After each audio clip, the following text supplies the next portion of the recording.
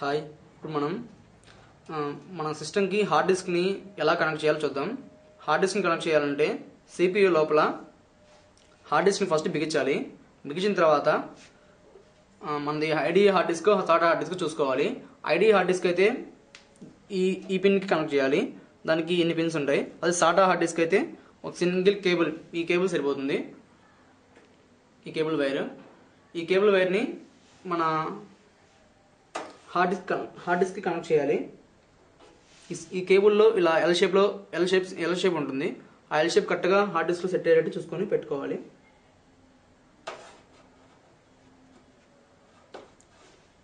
ఈ సాటా కేబుల్ని మళ్ళీ hard disk నుంచి మదర్ బోర్డ్కి కనెక్ట్ చేయాలి. మదర్ బోర్డ్లో ఇది సాటా పిన్, ఇవి రెండు సాటా పిన్స్.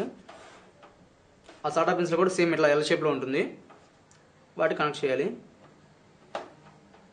ఆ తర్వాత హార్డ్ డిస్క్కి పవర్ సప్లై ఇవ్వాలి. పవర్ సప్లైలో SMPS నుంచి మనకి 2 టైప్స్ ఆఫ్ పిన్స్ ఉంటాయి. ఇదొకటి.